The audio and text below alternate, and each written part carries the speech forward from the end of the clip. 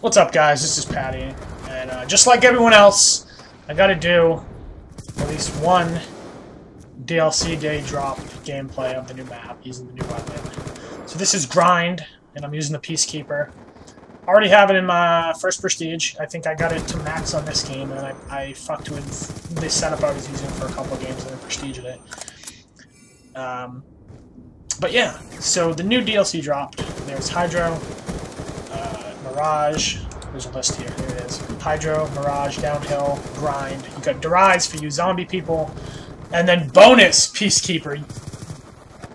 Bonus Peacekeeper. The real reason a lot of people bought it was because of the Peacekeeper. I bought it because, well, I had the Microsoft points that I got for Christmas, so I didn't really spend any money, but maps are good. Maps are probably a lot better, except for Hydro.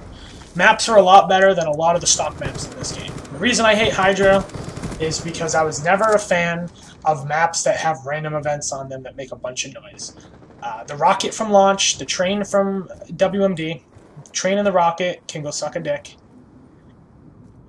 And Hydro has some weird water thing. Like every 3 minutes there's like 30 seconds of buzzing. It sounds like the building's about to self-destruct. And then if you're down where the water is, you die from about 4 feet of water coming out of probably 1500 PSI. Not fun. I will say this though, the Peacekeeper is an extraordinary weapon. It's a submachine gun. It should be an assault rifle. The way it feels and the way it acts, it should be an assault rifle. I'm using it as an assault rifle in this game. I'm running stock, dual mags, burst fire, which is very weird. I never run burst fire on SMGs, but because this feels like an assault rifle, I'm treating it as an assault rifle. And the people that I was playing with, we agreed that it looked like an F2000 fused with a TAR, or something along those lines. I think it has the iron sights of the KSG or the ACR with a TAR and an F2000. But a very, very, very good gun. Now, the reason I burst fire on it is I've always been a big fan of turning the full auto assault rifles into 2 or 3 shot burst assault rifles. And the reason I say 2 or 3 shot is because the AN-94 is a 2-shot burst assault rifle if you put the burst mod on it. Now, this gun with burst on it doesn't have any downtime in between the bursts. So it's like a Chi-Com. A normal Chi-Com, not a burst Chi-Com, because the burst Chi-Com is the normal Chi-Com. It's just like a Chi-Com. And very little recoil because of the burst, you know, in between shots, it comes back down. So it's very accurate. You can, if you don't want to run dual mags, you can run grip, but stock on a 3-shot burst weapon, you need stock. You need stock. But if you want to swap out dual mags for extended mags or long barrel is also a good idea. That might turn it into a 1 burst. I haven't tried that. It's a good idea. I prestiged mine, but I haven't tried that yet. Originally, we were trying to get the challenge for domination done, which is to keep all 3 flags capped for 3 minutes without losing them. So I had Sentry Gun on for that, and I normally run it in Hardpoint. But I would never think to run it in Demo. I actually wanted to up my kill streaks this game. I wanted to try and get like a Swarm or something, because it was Demolition on a really small map that has very, very bad spawns in Demolition. So I ended up getting a bunch of Sentry Guns. And you'll see what I end up doing with all the Sentry Guns I get. And I also get Nuclear, which is good for me, because I now have my title, which I'm extremely proud of. I mean, I'm not proud that we went against these kids and we spawn trapped them, but you know, we got thrown into a demo game. You know, what are we gonna do? We wanted the XP for the Peacekeeper, and I saw a good attempt to get Nuclear, so I did it. Oh well. Is it worth it, though? I would say, yeah. If you have the Season Pass, well, obviously, you don't really have a choice in getting it if you already have the Season Pass. But for those of you who haven't got it and were looking, you know, for some advice on how it is, I haven't played Derise yet. If you're a zombie fan, so don't quote me on Derise. I've heard Derise is good, But at the same time, it sucks because there's apparently no place to train zombies, you know, to start a rape train of infested corpses. But for the multiplayer aspect of things, with a nice 6-man lightning strike, other than Hydro, just because of the noise in Hydro, this DLC is very good.